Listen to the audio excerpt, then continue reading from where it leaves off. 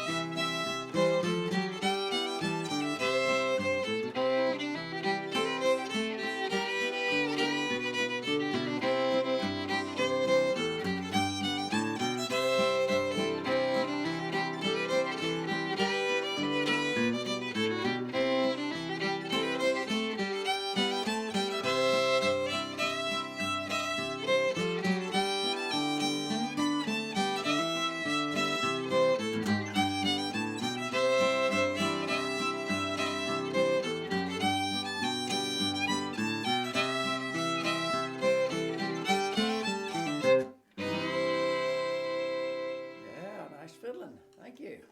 Thank That's you. a great one. Let's Wagoner. we'll jump right into the key of C. You can't go wrong with the key of C anyway. And Wagoner, I think, is a very fun tune. So let's give it a whirl.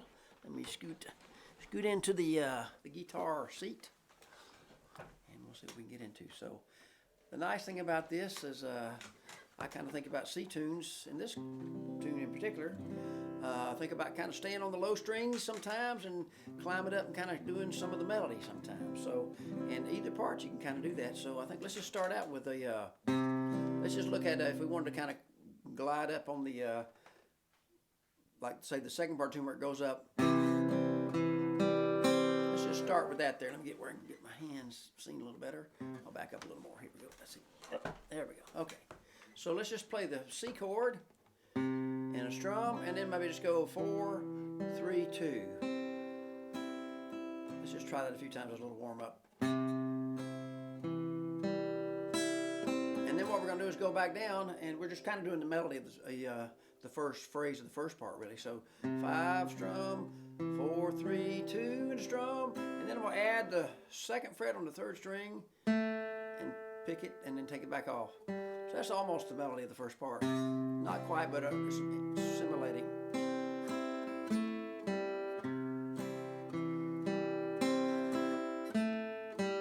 So I think let's make our first part, let's just do like a 5, 4, 3, 2, and just pick that second fret, and then we're going to go to that open G string, and let's let that be where our G chord arrives. And let's just go back from 3, 4, 5, 6. Let's just try that as a warm up there. So the first part of Wagoner, 1, 2, and I'll tell you what, one thing too we'll try to do is a little let's try to do a little quick bass walk. No, it might not be the first time as the fiddler's doing potatoes, but coming back around on the repeat of the first part, that'd be nice. 5, 4, 3, 2. The second fret, open third string, G, 4, 5. And let's try that little, and same thing. Then we're gonna have a G chord. We might try a little thing. It goes da dee da dee da da. So we can kind of get a little bit of that, almost a cowboy lick. So here's the first 5, 4, 3, 2, and the open 3, 4, 5, 6 with that. And let's do a little walk. We'll get that melody. Da dee da dum. Is that? So we'll go. That's the first part.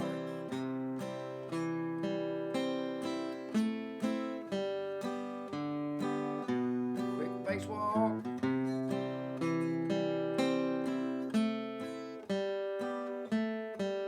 That's kind of a nice backup.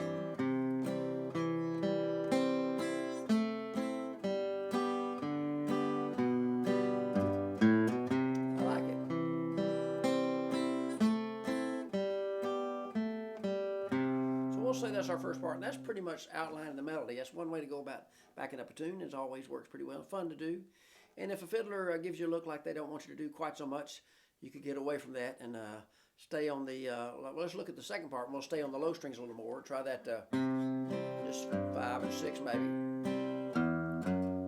Maybe I like that little walk up to the chord in the middle.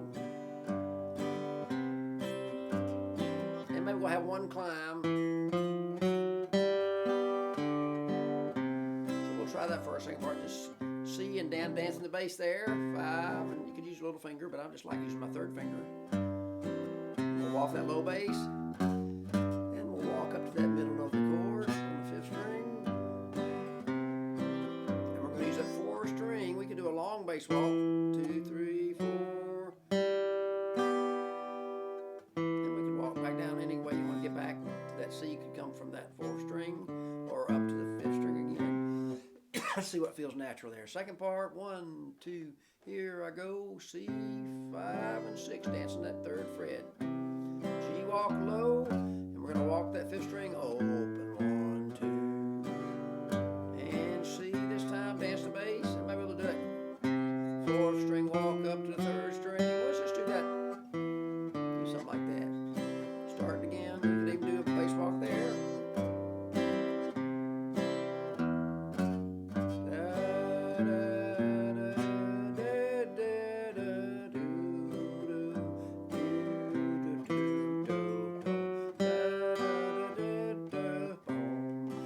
Could do that little, sort of the same lick on both parts. That. So you can maybe save it and do on the second part that.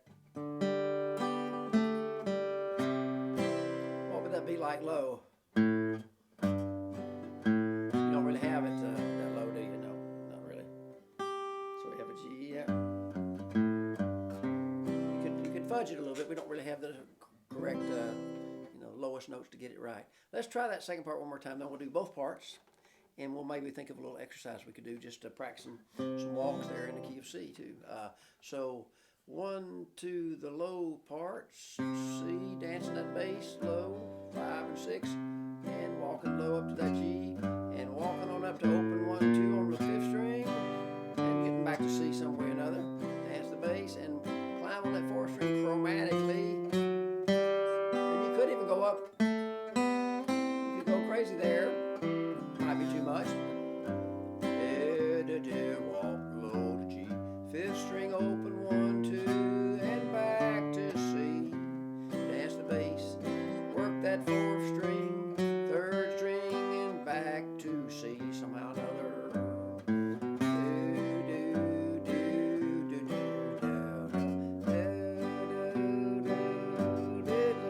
Always go simple at first if you like.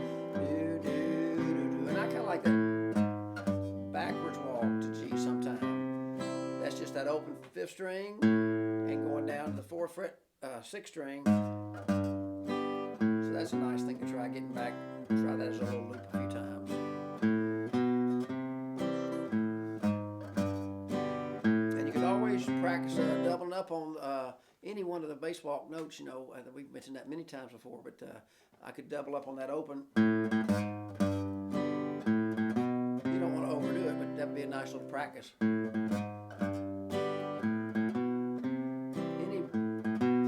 start, you can try that. You can always get more walks there too, right? So you can get those longer walks. And we're doing the same thing.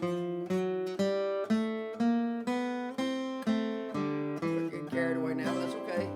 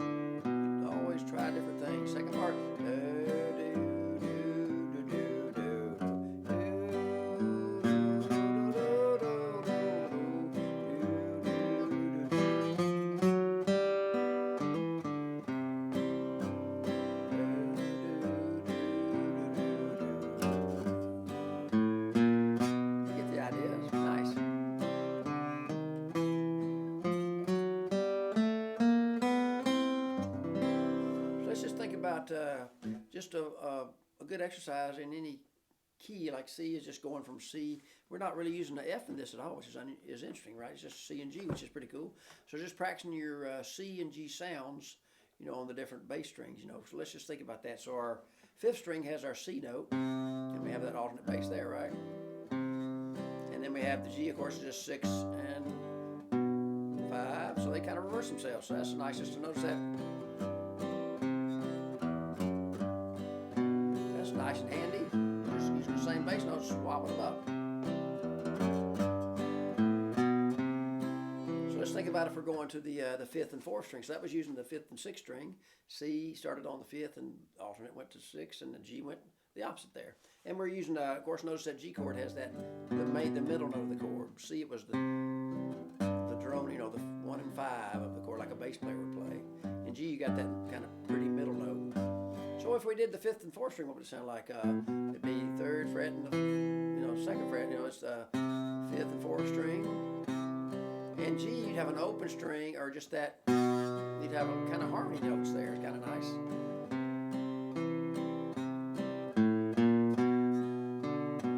So that's kind of like a harmony, harmony stuff happening, which is nice. So try that one time. C, 5 and 4, and then the G is at that second fret, and the open fourth string. You can play the other notes. Put your finger down like regular, but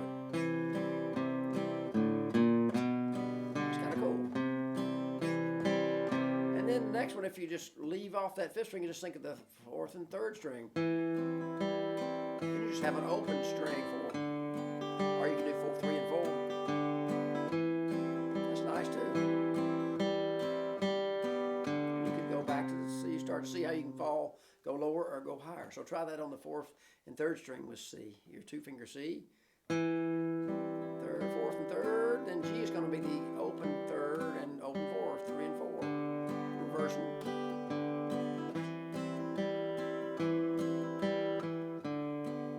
So you can see how you could cascade there. Let's go ahead. We've started something here, so let's go ahead and go to the third. And it's just a 1-finger. See if you're playing that third and second string. You have open second, or the third and second. I guess really, if you're going to be specific, you pick the second string for on the C chord. Right, 2 and 3, and G you pick 3 and 2. So you can kind of pick and choose.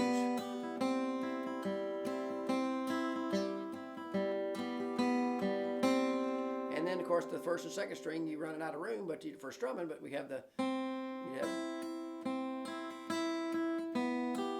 the high.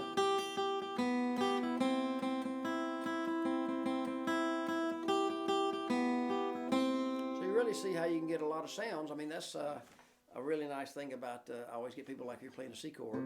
Really think of the first 2 strings, how they sound, the second, third and fourth, fourth and fifth, and even that.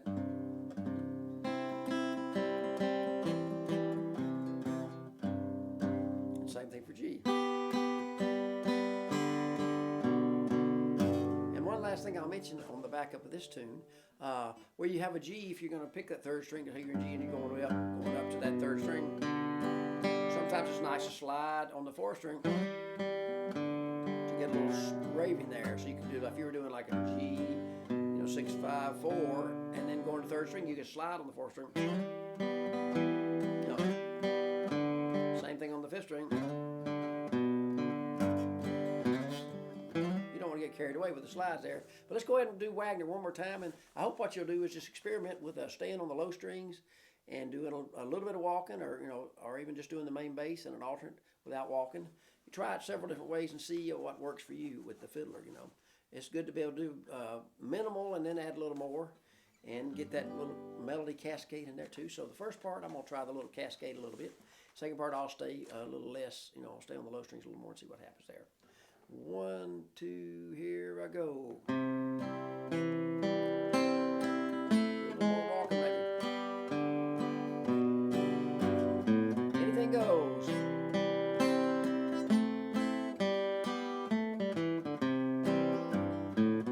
Wagoner, first part. So I'll try something different. That works pretty good too. Second part.